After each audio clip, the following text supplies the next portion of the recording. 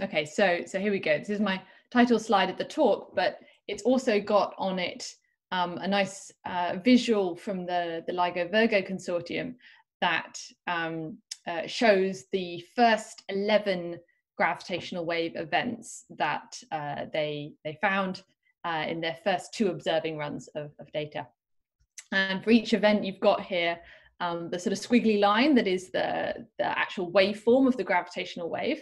And it's overlaid on an image we call a spectrogram that basically shows the frequencies in your gravitational wave as a function of time. And you can see these sort of bright chirps, we call them. These spikes in frequency are the kind of signature of a gravitational wave.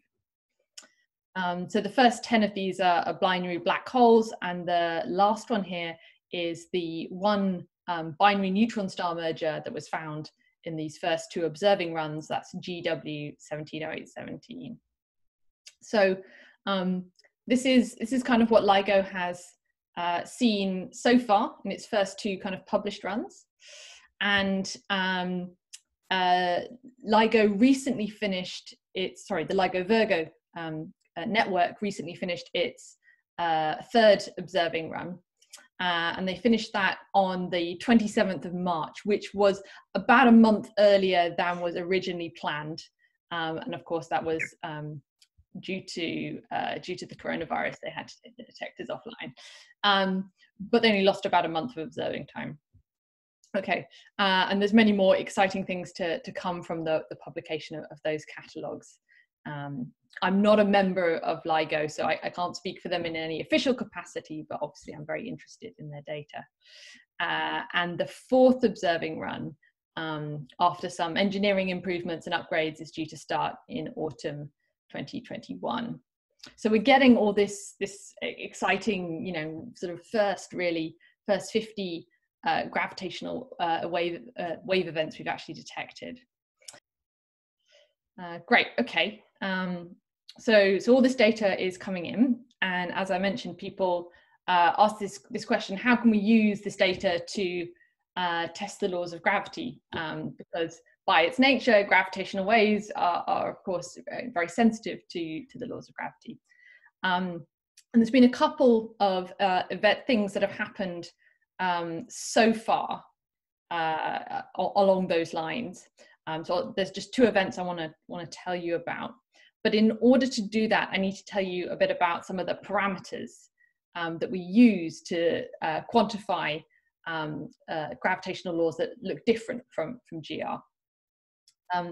So I'm going to sort of skip all the calculations and just introduce you straight away to something we call Horndeski gravity, which is basically a framework, a family of theories that are different from general relativity. And the main way in which they differ is they have an extra scalar field that sits in your space-time and couples to the metric, couples in a way that modifies the laws of gravity. So this is a big framework of theories. It's not the entire kind of model space, but it's a big part of it. And this family of theories is quantified by 5 parameters. And we usually denote them with the letter alpha, so we call them the alpha parameters. So these are the 5 of them, and they kind of have words you can drape around them. So one of them, alpha t, tells you about the speed of propagation of gravitational waves in your theory. And we write that as ct, so that's the speed squared, equal to 1, so that's the speed of light in the right units, plus this deviation alpha t. The next one is alpha m, and that tells you about the evolution of the effective Planck mass. So the Planck mass is something that basically controls the coupling strength of gravity. And in GR, of course, that's a constant. But in modified gravity theories, that can change over time. And this parameter tells you about that change. Alpha b is called the braiding parameter, and it describes how this the kinetic terms of this scalar field interact with the kinetic term of the space-time metric. Alpha K is the kineticity parameter, so it tells you something about the kinetic structure of that scalar field. And alpha H is the tricky one to describe. It describes a particular kind of symmetry transformation you can do on this theory, something we call a disformal symmetry, that we kind of don't need to go into the technical details of that. But these 5 things are then the 5 objects we want to constrain with data. Later on in the talk, I'll focus mainly on these 2 parameters. We'll talk about constraining these 2, and that's because some of the other ones here have been strongly constrained already by current data. Let's talk a bit about the 2 that have been constrained. So alpha T was constrained in this first binary neutron star merger that was detected, which was GW-170817. And I've got here a plot from the official LIGO Virgo paper. And what it shows in the bottom panel is that spectrogram that we saw on the title slide. So the frequency kind of your compact binary spiking up towards the merger time. And then the top 3 panels show the flux counts that were seen by 2 gamma ray spectrographs that were in orbit at the time. And the salient point is that about 1.7 seconds after the merger, which is the black line, there's this coincident peaking gamma ray flux. That's the start of the gamma ray burst, the GRB, associated with the neutron star merger. And gamma rays are the first photons, because they're the most energetic, to get out of the dense mess that is that's left behind when 2 neutron stars merge. So the fact that these 2 signals, the gravitational waves that are kind of at the moment of merger, and the first gamma ray photons arrive within 2 seconds of one another, tells you they have to be traveling at very, very nearly the same speed, because they're basically running a race over the 40 megaparsecs to this source. So you can plug in the numbers and do a time of flight calculation.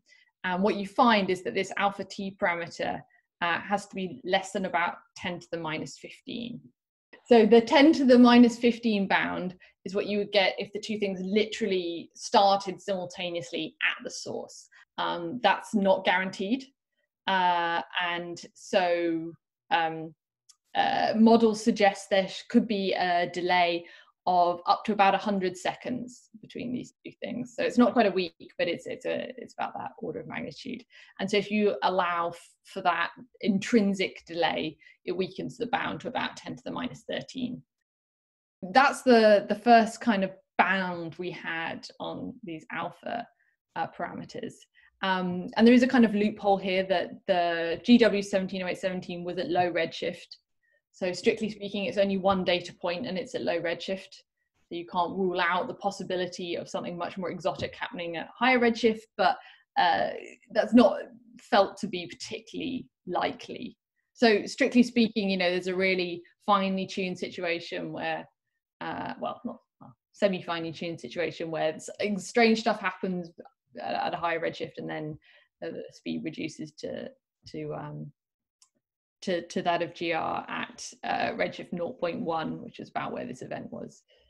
Okay, so that's alpha T.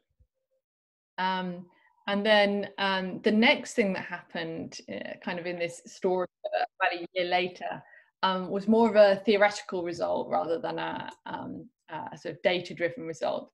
So initially, there was a lot of interest in theories that turn on this alpha H parameter, which was the disformal one we spoke about, because basically it gives you a bit of extra wiggle room. So you can build a theory that meets the alpha T bound and still accelerates the universe and kind of does interesting things. But then in September 2018, this paper appeared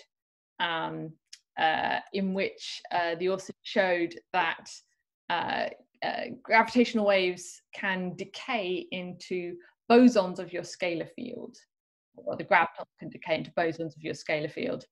if this alpha H parameter is switched on, so is non-zero. So you basically have a decay channel for your gravitational wave. And that's problematic because, of course, we are seeing gravitational waves from tens, now hundreds of megaparsecs, and they're clearly not decaying away into other sources of energy. So that would kind of seem to suggest this can't be happening, and therefore that these, what we call beyond Horndeski models, one that have this alpha H parameter on it, are not allowed, and so alpha H has to be 0. There is a slight loophole here, but again, probably don't need to go down that road.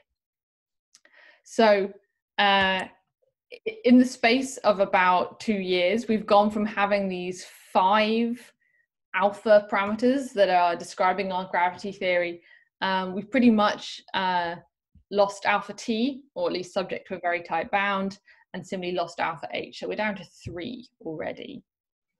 What we do in this paper is basically look at a way of trying to constrain the second and third ones here, alpha M and alpha B. Alpha K is really hard to constrain because it essentially doesn't seem to have any effects on large-scale structure or the CMB or anything else that anyone's kind of come up with so far. It's a really, really weak effect on any of those, so it's basically impossible to constrain at the moment. With that, all that kind of backstory in mind, then the reason for writing this paper was what can we do to try and bound those remaining parameters in the same way? Because if we can bound all these parameters, then we can say we've tested this kind of complete model space, this big subsector of modified gravity theories. So we've talked about the speed and stability of gravitational waves, but there's another kind of feature of them that we haven't looked at yet. And to understand that, we want to look at the propagation of a gravitational wave. So this is a really simple equation describing, in a simplified way, the propagation of a gravitational wave across an FRW universe, so a smooth, expanding, homogeneous universe. And this object H is the gravitational wave. And to keep things kind of simple, I've taken out the tensorial indices. So normally this would be like a spin 2 perturbation, but we can just work with this object H today. So this thing actually has 2 degrees of freedom in, but we can just look at one of them.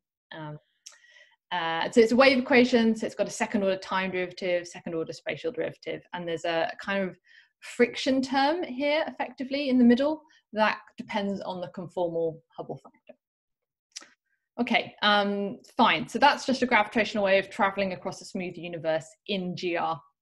And if you ask what's the equivalent equation in Horndeski gravity, it looks like this. So same idea, but all that's changed now is the coefficient of this friction term that now contains that alpha M parameter.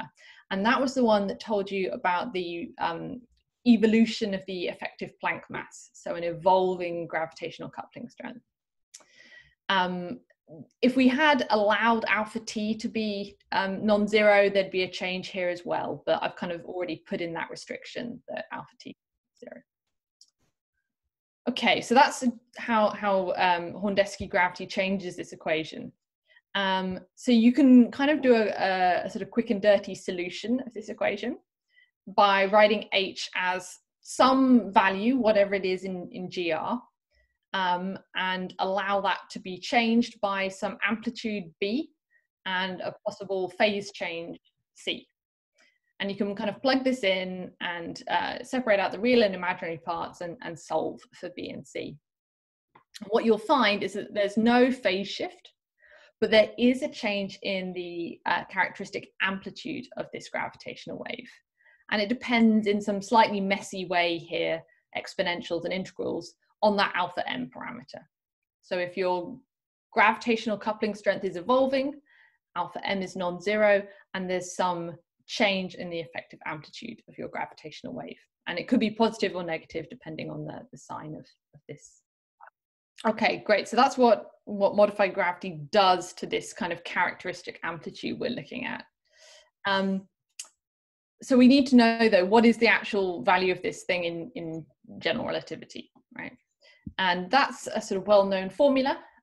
So lowest PN order, so that means basically lowest order description, which is fine for earliest stages of the binary in spiral.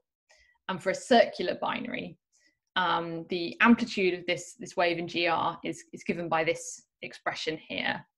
So it depends on the masses of the two compact objects in some particular combination that sits in here. Depends on the frequency of the gravitational wave. And crucially for us, what sits in the denominator here is the luminosity distance of the source. This is one of our cosmological distance measures that for a flat universe is basically the same as the co-moving distance up to a factor of redshift. But we've said that in modified gravity, this whole thing gets multiplied through by this factor B. So what that basically does, that factor B, when you multiply it through, gets absorbed into, if you like, a redefinition of that distance in the denominator. And so now what it in quotes looks like is that your gravitational wave source is sitting at a different distance to it would be in GR. So it's changed the effective luminosity distance of your source. So the modified one is basically the standard one, that would be DL, multiplied by this exponential factor we've got up here. So that's why you need a counterpart, is to get these two distances. And what we actually are interested in is their ratio. So this is a plot from the paper that shows like some simple toy model predictions for that ratio as a function of redshift. So in GR, of course, these two distances are the same for all redshift. That's the gray curve. And the colored curves here, I'm just sort of putting in some trial values of this Horndeski alpha M parameter.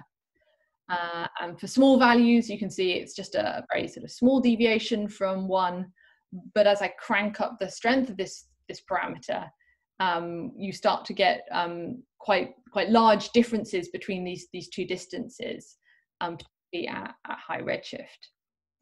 And the data points on here are some of our mock gravitational wave data, which I can tell you a bit more about in a second, how we generate it.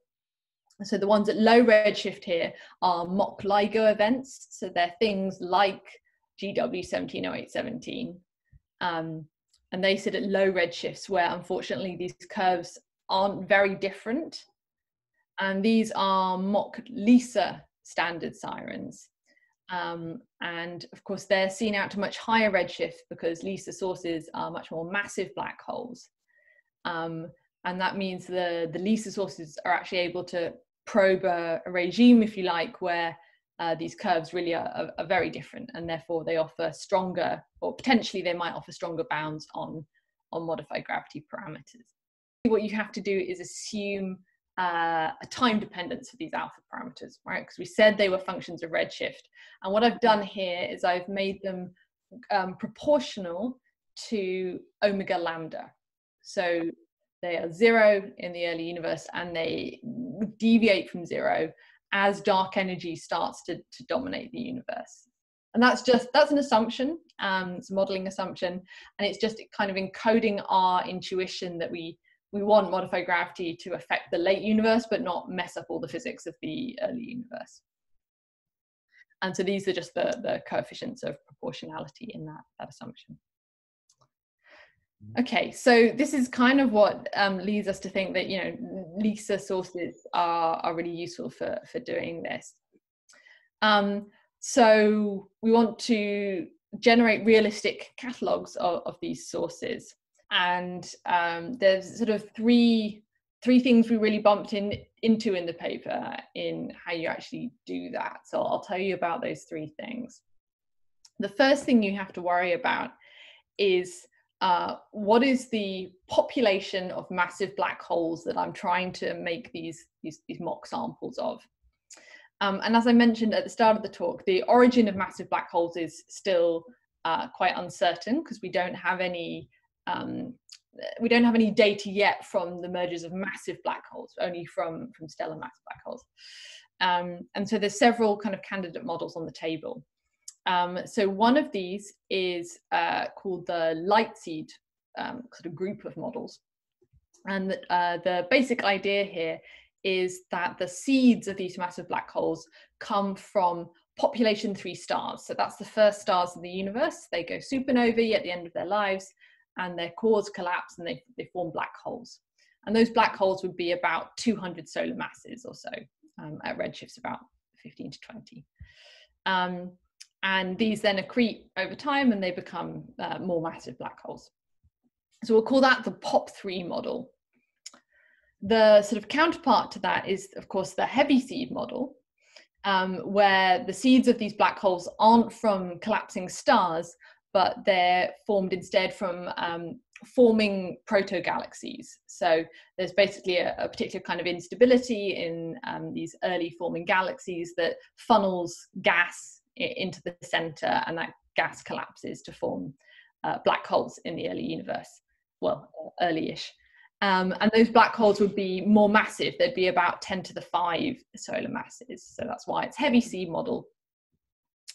Then there's a sort of further split in this category of models, depending on whether there is a delay between 2 host galaxies merging and their central black holes merging. So if 2 galaxies merge, we know that happens many times over the history of the universe. Do the black holes at the center of those galaxies merge straight away? Or is there some delay, or maybe of order, a few billion years, a substantial fraction of the age of the universe, where you have these 2 black holes that are just spiraling at the center of this merged galaxy? And there's reasons to think that kind of delay could happen. And so that leads to our kind of further 2 models, no delay and delay. So here is a plot from the paper where I'm showing the impact that these have on the number of sources that LISA would actually detect. So I'm just showing you 2 for comparison. So on the left is that light seed model, POP3, and on the right is the delay model. So heavy seeds, but there's a delay before central black holes merge. And each point here is a LISA detection, and they're shown in redshift and chirp mass space, and they're color coded by the signal to noise of the detection. So dark blue means it's a really, in quotes, loud event. And you can see that there's a huge difference here.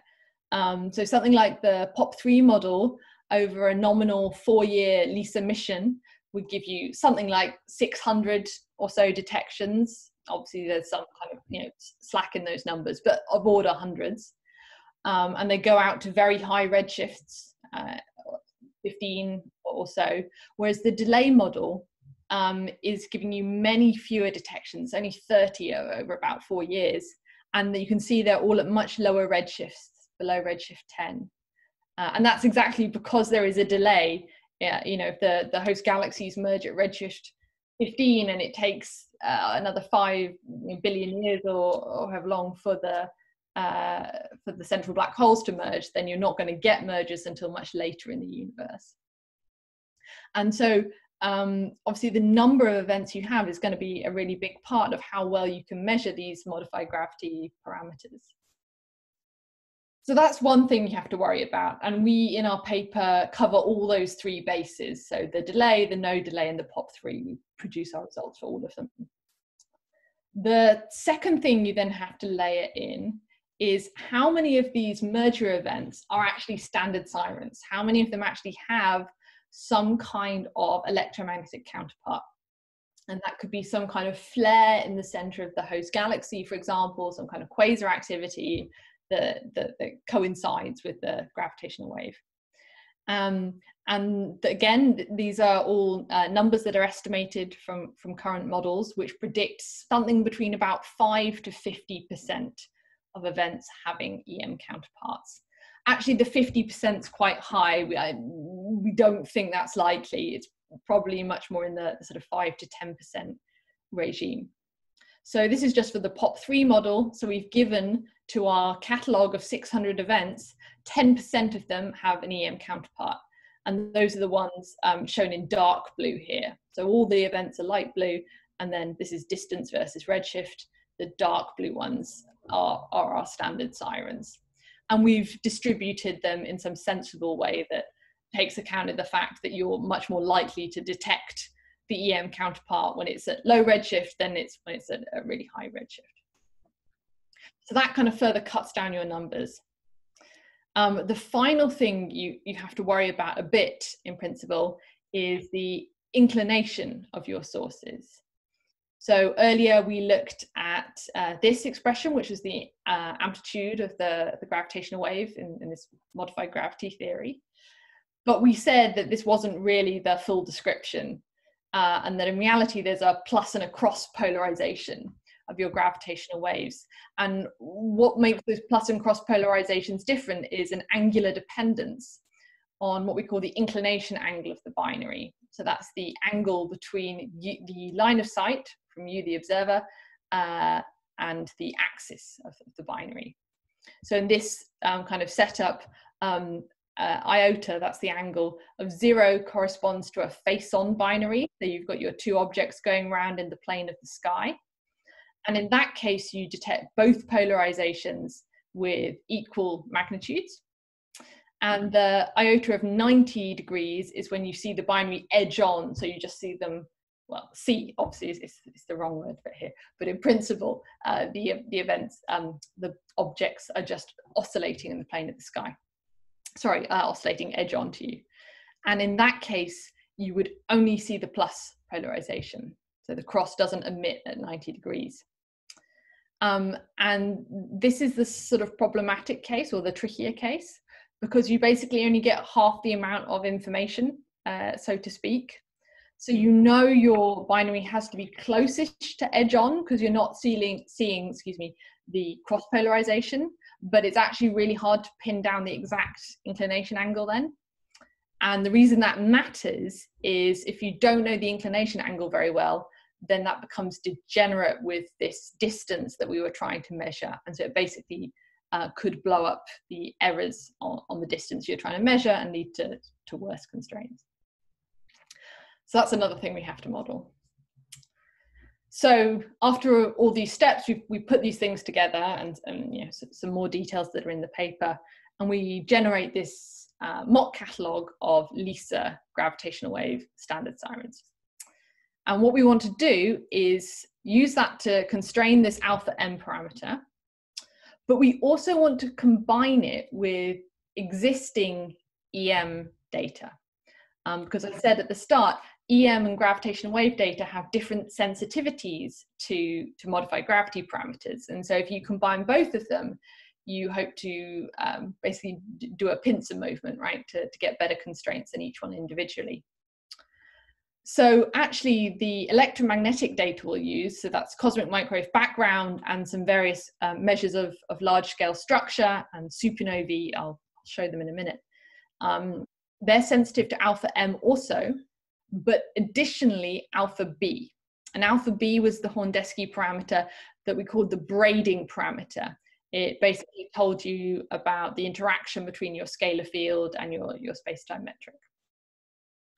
And just to kind of show that in action here, again, sort of toy model plots for the power spectrum, temperature power spectrum of the CMB, and something we call the growth rate of structure, which measures the formation, the collapse of large-scale structures in the universe.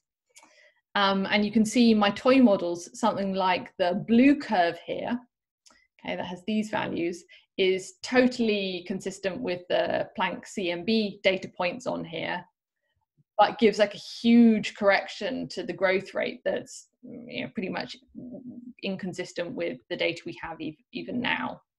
So really mixing and matching all these different observables gives you different sensitivities to these parameters, and that's why you want to put them all together. Okay, so we throw in this set of EM data, and something, you know, this is existing EM data, so perhaps that's a little bit kind of worth noting at the moment. In this paper, at least, we were doing future gravitational wave data, but existing EM data. Of course, what we really want to do is upgrade that to future EM data too. So we use kind of some existing sort of well-established data sets, so CMB, Supernovae, a couple of BAO measurements, etc. And we, of course, feed all of this into an MCMC engine and try and ask how well could we bound these alpha parameters. And so this is, if you like, our headline results plot. So what you're seeing here is the bound on alpha M and alpha B, and we're assuming a time dependence, as I said earlier. So this is actually the coefficient of proportionality that you're seeing that sits in this relation. So I'll show you actually just on the next slide. I have a different ansatz as well. So we did 2 different time dependencies just to see how much of an effect it has, and it does have an effect.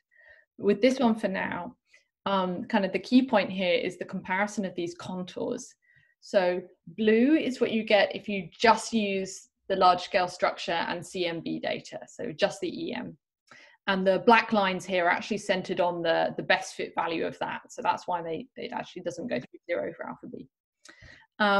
Green is then what you get if you add to that a sample of about 50 LIGO events. So things like GW-170817, standard sirens, but they're at low redshift, as we saw in one of the earlier plots. And so you can see they only really make a small difference to the contour. It's not really very constraining. But red is then what you get if you add in our LISA mock data. And again, just for consistency here, I've picked the population 3 model, but we have the kind of equivalents in the paper. And of course, what that does is immediately squeeze in the contours on alpha N. Doesn't affect alpha B because that was only constrained by the EM data, but it really squeezes in that alpha M bound. The numerical values, the 1 sigma values, are over here if you really want them. Maybe just interesting to talk briefly about the shape of this contour, because there's clearly some kind of hard lines here. And we know a bit about this. So there's a sort of obvious straight boundary here. And that's actually a theoretical bound, and it's related to what we said earlier when we talked about gravitational wave stability. It's not actually that particular bound, but it's something of a similar nature. It's a stability bound on the perturbations in this theory. So parameter combinations that sit below this basically suffer from instabilities like ghosts and gradient instabilities that basically ruin the structure formation predictions of the model. So they're not viable. So that's what's going on there. And there's a kind of softer bound going on here, which is essentially the growth of large scale structure, so the growth rate measurements. So if you make alpha M kind of large in this regime, you really crank up the growth of structure in a way that's already ruled out by current data. So that's that shape. And then, as I said, what the gravitational waves are really doing is just squeezing this contour in from top and bottom on the alpha M side. Okay, so I said this was a kind of empirical modeling ansatz, and it's something you might want to question. So we did this for one other sort of form of this ansatz. So a simpler one, well, or a simple one, is to instead set the alpha parameters to just grow with scale factor. So again, what we're constraining here is the coefficients of proportionality, but just the time dependence is different. And you can see it actually, in this case, has a significant change in the contour shape. So now things are really elongated along this particular direction. So actually, overall, this is a harsher modification to gravity. It grows more quickly at early redshifts. And so you'd think it would be more strongly constrained. But there is this degeneracy direction, which actually comes from the CMB data. So you can show, and this was a previous work, not by us, that parameter combinations that sit along this axis keep the same PT power spectrum, and so the CMB data can't constrain them. And that's what leads to this degeneracy.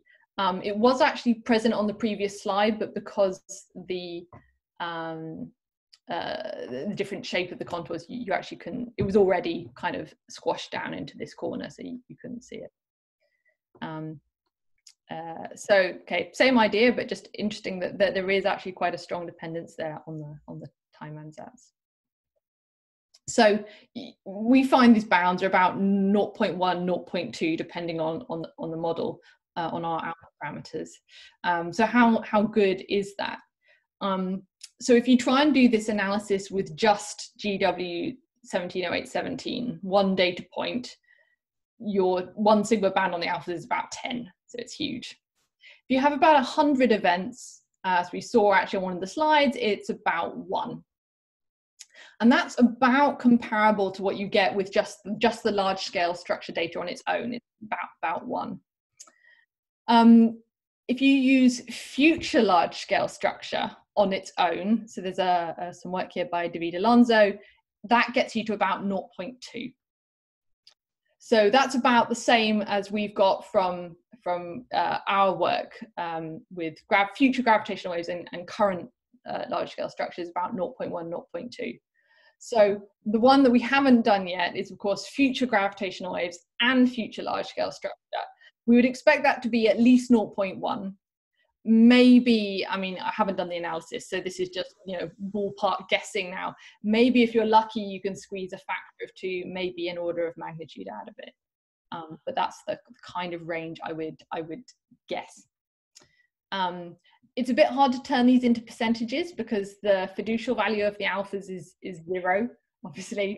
So I can't really tell you that's like I mean, if you argue the natural order of magnitude in a field theory sense is 1, then you could say this is a 10 to 1% constraint on the alphas, but there's some shakiness in that kind of analysis. Hi folks, Sean asked me to talk about some of the upcoming developments and new things that I found exciting in the field. So I have a very short epilogue here for you, 3 slides, 3 plots essentially, and just a few kind of basic concepts.